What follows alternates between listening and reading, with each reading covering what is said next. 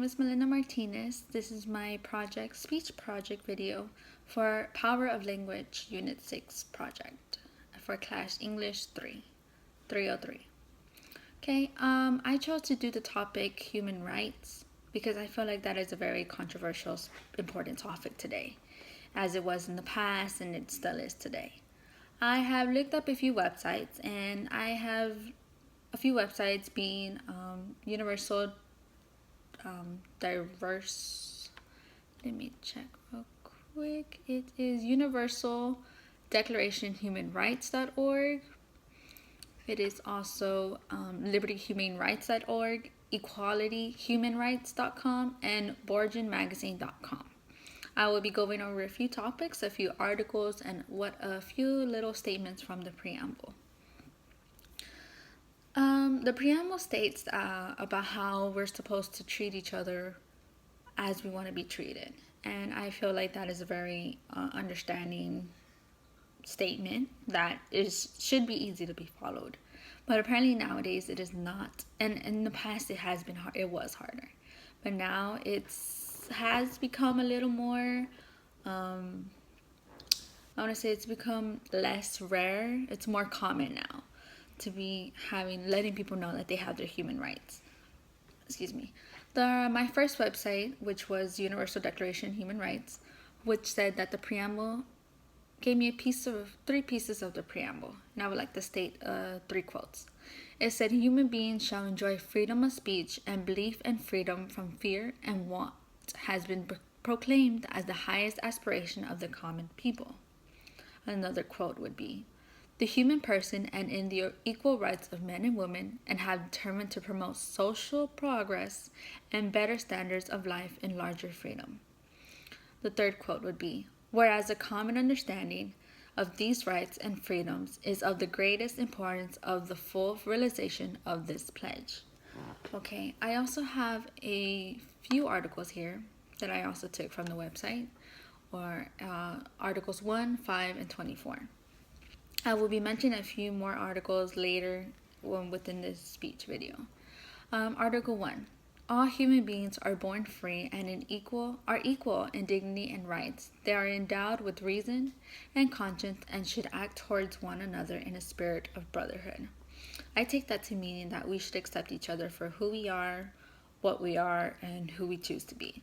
That is what I accept. That's what I take from this article, and I believe people should as well. Article 5. No one shall be subjected to torture or to cruel, inhumane, or degrading treatment or punishment. I know we have in the past have had a horrible tortured and cruel times for certain peoples of certain genders, certain race, and that is very sad to even think and mention. But it is true. It is what has happened, and we have to face reality. Article 24. Everyone has the right to rest and leisure, including reasonable limitations of working hours and periodic holidays with pay. And I enter this one as to just mention it as even though it is a law and very understandable law, it's just that how even the littlest things make us feel like we have our rights. And I feel like that is a very good law as well. My second website, which would be libertyhumanrights.org, was that just like the U.S. Human Rights Act, which covers our laws, but the UK has a Human Rights Act also that covers the European Convention on Human Rights. And that would it says that it protects slavery, and if we were ever it also tells us the little things that we can do if we ever feel like we have been violated of our rights. That if we are to contact anybody of a public authority or to go to court. So that's where we can let our voice be heard.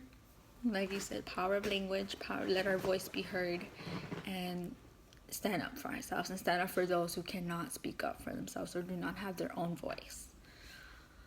My third website is that, again, the European Convention on Human Rights, and it says that although it focuses on Britain's domestic laws, that it does not contain or specify on Articles 1 and 13, because within that European Convention of Human Rights, that it should, Article 1 and Article 13 are automatically pursued, or I want to say followed in procedure, stuff like that. So it's not articles that need to be like asked for, specified. No, it's already within the whole law protecting human rights.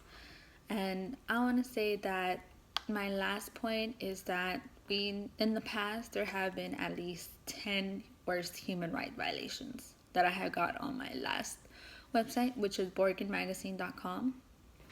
And it says that one of the main human rights violation that we have ever had was Hitler and the Holocaust, and that it sickens me to even think about what had happened throughout that time. And I know it sickens other people as well, but like I said earlier, it is reality, and that is what has happened in the past, and it's sad. There's also have been sex trafficking that's also been going on, still going on today. And for those women or children who are not able to speak up for themselves or stand up for themselves, there needs to be people who are willing to stand up for them and to help them. So I choose to be one of those people to help and let their voice be heard, or through me, since I'm here and they're not. But if they could, I would give anything. Also, forced sterilization for disabled underage girls. That's kind of not exactly, I want to say, known, but I found that to be an important topic to discuss as well, because just the imagination of that happening to little girls is just sickening.